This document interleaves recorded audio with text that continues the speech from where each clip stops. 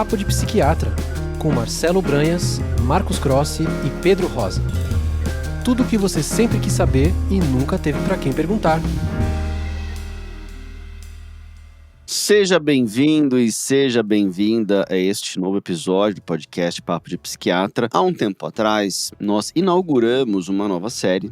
Uma série sobre um tema de extrema importância, que é o tema de Mindfulness. Este é o terceiro episódio dessa série. Primeiro a gente falou sobre questões gerais de Mindfulness, depois a gente fez questão de ter um episódio sobre mitos e verdades sobre o assunto, dado que é um assunto envolto em algumas polêmicas que nós intencionamos dirimir naquele episódio. E hoje a gente vai fazer um episódio, de certa forma, prático, né? Porque Mindfulness não é algo que a gente gostaria que ficasse na cabeça das pessoas como um conteúdo eminentemente teórico, mas que é uma atitude, uma prática que, incorporada na vida das pessoas, tende a trazer melhor saúde mental e uma qualidade de vida melhor. E o episódio de hoje, eu estou aqui com o Marcos e o Marcelo, claro, nós vamos falar especificamente sobre a prática, como incorporar uma prática de Mindfulness saudável, persistente na sua vida. Olá pessoal, mais uma vez é um prazer estar aqui com vocês. Eu sou o Marcos Crossi e é importante a gente falar um pouco sobre isso porque algumas pessoas vêm no consultório com algumas experiências já da tentativa da prática do Mindfulness. Então muitas delas tentam, eventualmente não conseguem, falam minha cabeça não parou de funcionar, ou eu dormi durante a minha prática.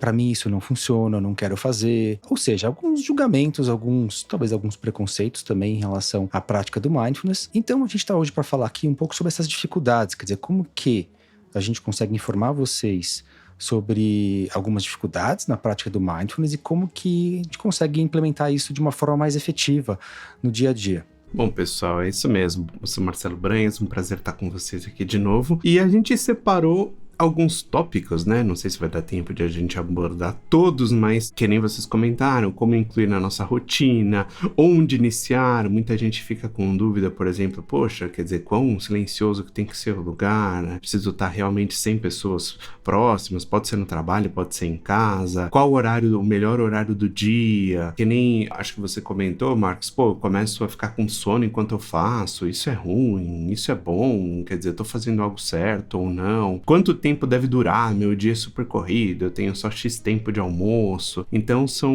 essas questões que a gente vai tentar dar para vocês dicas, né? Práticas para colocar no dia a dia. O objetivo não é ninguém sair daqui um expert em mindfulness, mas o pouco que se coloca no dia a dia já tem um efeito bem bacana para a melhora de saúde mental. Acho que uma questão que é relevante é que tem uma prática com algum planejamento, né? Como o Marcelo falou, uma parte das pessoas está atribulada, tem pouco tempo. Muitas pessoas sentem que são engolidas pela rotina, de forma que se o indivíduo deixa para praticar quando precisar ou para praticar quando der, tipicamente essa é uma prática que não prospera. E principalmente algo que pode ter alguma dificuldade no início, né? Assim, a prática de Mindfulness, ela é uma prática muito valiosa e que inicialmente ela é um estado que é um estado diferente do estado mental que as pessoas tipicamente estão, que é um estado de não mindfulness. Um estado, como a gente descreveu nos outros episódios sobre o tema, muito voltado para o passado, muito voltado para o futuro, muito voltado para os outros temas. Isto é, não é uma atenção plena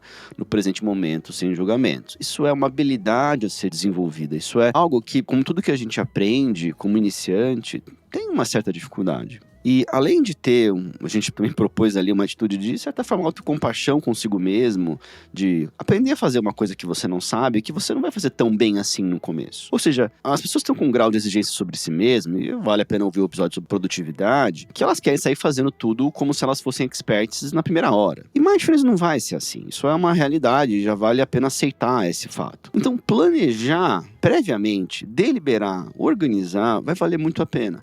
E isso envolve escolher hora, local, contexto, de uma maneira pensada. No fundo, quando a gente quer isso, vale para qualquer hábito, a gente vai precisar introduzir um momento da nossa rotina que fique, digamos assim, blindado, que ele só vai ser modificado se alguma coisa muito, muito, muito extraordinária acontecer. E não por eventuais imprevistos de rotina e mudanças, coisas que acontecem regularmente. Olha, claro que isso vale para atividade física. Acho que até a gente falou disso no episódio sobre atividade física. Agora, aqui seria o indivíduo escolher 1 hora, e não é 1 hora inteira, né? A prática ela pode ser bem menor que essa, a gente falou disso. Mas tem um local apropriado, um local de paz, um local que a pessoa entenda como aconchegante, que organize ali um local importante e que isso possa ser incluído na rotina de maneira regular. Isto é, voltando à primeira coisa que eu falei, deixar eu vou fazer quando der. Eu coloquei para fazer aqui depois do almoço, mas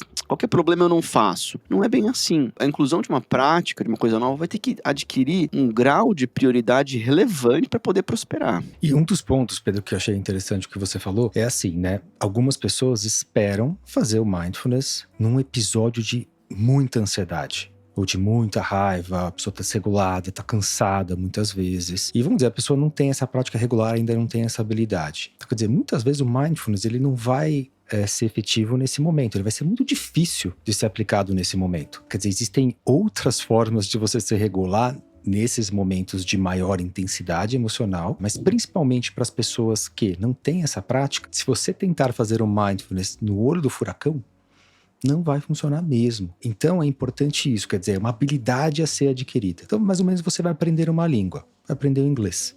Mas se você faz lá 1 mês de aula de inglês, 1 vez por semana, você vai aprender algumas palavras, talvez você consiga se comunicar, mas certamente se você praticar o inglês regularmente, em algum momento você realmente consegue ter aí um inglês mais fluente e mais habilidoso. O mindfulness é muito parecido também. Então, às vezes tem essas expectativas que frustram as pessoas. Elas tentam colocar o mindfulness em prática. Vamos lá, vou fazer a primeira coisa que eu vou fazer de manhã vai ser o mindfulness, e quando elas não conseguem, elas acabam ficando frustradas e elas desistem. Elas chegam pra gente e falam, não funciona pra mim. Nem me falem mindfulness, né? Então é importante a gente ter um pouco noção dessas expectativas e saber que é um trabalho diário, regular, difícil e que envolve um certo planejamento para que isso seja realmente efetivo na prática do dia a dia. Eu acho que um ponto interessante que até conversa com os nossos episódios de personalidade, né, que vocês tocaram também, tem a ver com perfeccionismo, porque muitas pessoas realmente, quando vão aprender uma atividade nova, nesse caso mindfulness, acabam tendo um auto-boicote, né, por falta de palavra melhor, e que, se a gente for pensar, na maioria das atividades que a gente faz, primeiro, né, não é sob pressão que a gente vai desempenhar melhor quando a gente está aprendendo. Por exemplo, que nem o Marcos falou, claro, né, no momento de tensão intensa, ainda mais em quem está aprendendo mindfulness, não vai ser tão efetivo. É só a gente lembrar, por exemplo, quando eu estava tirando carta de motorista, né? Normalmente você no dia da prova vai um pouco pior do que nos dias que você estava treinando, e isso acontece com qualquer atividade. Um músico num dia de um concerto, de uma apresentação, falar uma palestra e você treinar sozinho em casa. Então, realmente você está investindo no médio e longo prazo com mindfulness. E há um outro conjunto de habilidades que não é o foco do episódio de hoje, que você pode usar num momento de tensão intensa, quando você ainda não está tão hábil no mindfulness, por assim dizer. Agora, contornando então, né, essa questão do perfeccionismo, que pode congelar a pessoa para não conseguir praticar, eu acho que, assim, algumas coisas que a gente pode pensar. Por exemplo, esse grau de exigência, lembrar que a maioria das coisas que a gente aprende é um processo iterativo, cada vez você melhora e melhora e melhora mais. E no começo é normal, não ir bem. E outra coisa também que às vezes os pacientes digam, eu não quero fazer, poxa, mas eu não estou com vontade, é uma coisa relaxante, mas eu não estou com vontade. Uma coisa para lembrar é que, assim, você está investindo numa habilidade. E várias vezes você não vai querer fazer. Ir na academia, muitas vezes a gente não quer fazer. Estudar, muitas vezes a gente não quer fazer. Parece um pouco duro o que eu vou dizer, mas eu acho que tem um sentido. Muitas vezes a gente faz coisas que a gente não quer fazer. E se elas forem alinhadas com os nossos valores, e se a gente acredita, faz parte, né? Muitas vezes a gente vai fazer coisas que a gente não vai estar a fim de fazer. E normalmente durante a atividade, quando a gente sai da inércia, a gente inclusive acha bom Quantas vezes você vai fazer uma atividade física que você não estava afim de fazer porque está frio, porque está cansado, porque está chovendo, e depois você volta bem. Inclusive, muito das técnicas de ativação comportamental se baseiam justamente nisso. Então, no caso do Mindfulness, lembrar que você está investindo um tempo nisso, você está dando um grau de importância, você colocou na sua agenda, que nem o Pedro falou, você reservou um horário, você escolheu um local. Não é uma coisa que você está fazendo de qualquer jeito por fazer. Eu quero ver um vídeo no YouTube para relaxar. Bom, tudo bem se você não fizer isso. É uma coisa mais espontânea. No caso, a gente está falando aqui das pessoas que realmente querem investir nessa habilidade para ganhar maestria nela e não fazer quando tá afim ou quando simplesmente quer. Realmente levar a sério, né? Tem uma coisa interessante que parece que o Mindfulness ele é um freio um pouco para essa vida moderna, mais rápida, mais cheia de coisas para fazer. Então, muitas vezes, a pessoa está numa inércia do dia a dia. Ela pode estar no Instagram, pode estar em rede social, por exemplo, pode estar trabalhando. E o Mindfulness geralmente vai envolver uma postura de ir contra essa inércia e prestar atenção no presente momento. Então, às vezes, é difícil fazer isso. Envolve uma certa intencionalidade, um certo esforço consciente. E isso pode ser difícil. Então, a gente está falando aqui um pouco das resistências ao Mindfulness, né? E como talvez você planejar isso ao longo do dia faz com que isso flua de forma mais eficiente ao longo do tempo, que isso realmente se estabeleça, né? Que você consiga aprender Mindfulness e aplicar isso no dia a dia, por exemplo, de forma talvez a melhorar a sua saúde mental, por exemplo, melhorar o seu foco, diminuir a ansiedade, perceber melhor as suas emoções. Quer dizer, o Mindfulness, ele é algo muito amplo, né? E que tem vários benefícios, e por isso que a gente acha que vale muito a pena falar isso para vocês. É interessante essa perspectiva que o indivíduo, às vezes, ele tem receio de desacelerar. Ele está numa inércia, que por essa a gente não quer dizer que ele está parado. Inércia quer dizer que ele está numa grande velocidade, que tende a continuar nessa velocidade, acelerado pelo dia, e Mindfulness é isso mesmo. Você vai desacelerar o seu trem, você vai parar o trem e você vai ter um momento de atenção no presente momento sem julgamento, né? A questão é também quando que você vai fazer isso, né? Eu falei sobre colocar o horário e colocar ali o local e um contexto, mas algumas pessoas vão preferir fazer isso de manhã, quando acordam. Algumas vão preferir fazer isso no meio do dia. Algumas pessoas vão preferir fazer isso ao fim do dia. Algumas vão preferir fazer à noite, antes de dormir. À noite, antes de dormir, a gente costuma recomendar para quem já tem alguma prática, que já está um pouco acostumado, né? Porque a prática, ela pode ser difícil no começo. Isso pode incomodar algumas pessoas a ponto de não ser o que mais ajuda no sono naquele momento, né? Algumas pessoas preferem fazer uma longa prática, maior. A prática tradicional que surgiu ali, ao menos pro ocidente, ali pelo Jon Kabat-Zinn, eram práticas de 40 minutos, o que para a maior parte das pessoas soa, e de fato é, algo longo. Mas existem muitas alternativas que são muito mais breves e, novamente, muitas pessoas elas olham para essa perspectiva, nossa, mas todo dia por 40 minutos isso é absolutamente impossível. O ganho que alguém teria todo dia 40 minutos é um ganho muito considerável. Mas de longe o ganho que alguém teria com uma prática menor e que até não seja todo dia é um ganho muito significativo, né? No fundo, a questão vai ser buscar encontrar uma solução pessoal que funcione e incluir nesse momento do dia a melhor estratégia para a pessoa. Outra questão é a diversidade de práticas que existem. Existem práticas respiratórias, práticas de relaxamento muscular, práticas de imaginação do indivíduo se projetar para outros locais, chamadas de imagery. Existem práticas de compaixão, existem práticas de contemplação, existem muitas práticas diferentes. E a bem da verdade é que tem algumas pessoas que gostam de várias, tem algumas pessoas que só gostam de algumas, então essa também é um potencial problema quando alguém tenta uma prática, a pessoa não se deu muito bem com uma prática, esse tipo de prática especificamente, aí entende que Mindfulness não é para ela em geral, e não é verdade. Então, eu já colocar na descrição desse episódio aqui no Spotify, o meu link no meu canal do YouTube, onde tem vários áudios guiados que eu gravei de várias práticas diferentes, onde as pessoas podem escolher a prática que para elas faz mais sentido, né? Então, pode dizer, olha, experimente, teste, e as pessoas vão naturalmente gravitar para uma ou mais práticas com uma intensidade maior, né?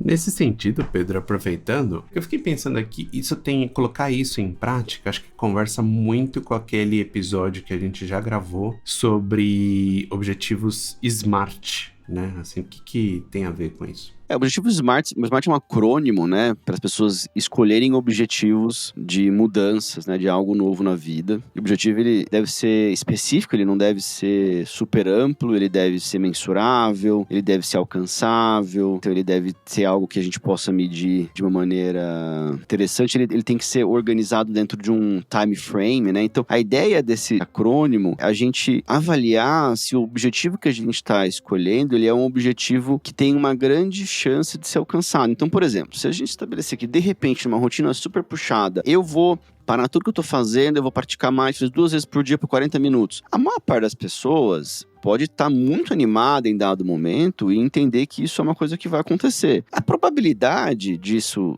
ser um hábito incorporado persistentemente, de uma maneira perene, é pequena. No fundo, a ideia é estabelecer esses objetivos, tem essa descrição que eu tive, e nesses momentos difíceis em que a pessoa tende a desistir, ela enfrenta desafios, a gente puxa algo que tem a ver com o que o Marcelo falou antes, que é uma relação com valores. Aí você pode ser que se surja ali no SMART, no R de relevant, de relevante, mas o que é a questão de relevante, né? É claro que o objetivo tem que ser relevante pra gente, mas a ideia é de que seja relevante, que seja próximo dos valores, daquilo que a gente valoriza, daquela tipo de pessoa que a gente quer ser. Aliás, a gente podia gravar um episódio sobre valores, né? Mas a ideia é que a prática, ela nos aproxime da pessoa que a gente quer ser, que nos traga mais próximo da vida que a gente quer construir para nós mesmos, né? E isso vai ser um lembrete, algo pra gente lembrar, da gente ter em mente, da gente mind it, né? Em inglês é muito interessante que fala mind it, quer dizer, lembre-se disso, desses valores pra gente passar pelos momentos que são momentos difíceis, de aprender uma habilidade nova, de fazer algo que não saiu como a gente esperava. Isso é muito frustrante pros seres humanos, né? Na hora que a gente tá nesse desafio, a gente precisa de uma forcinha, né?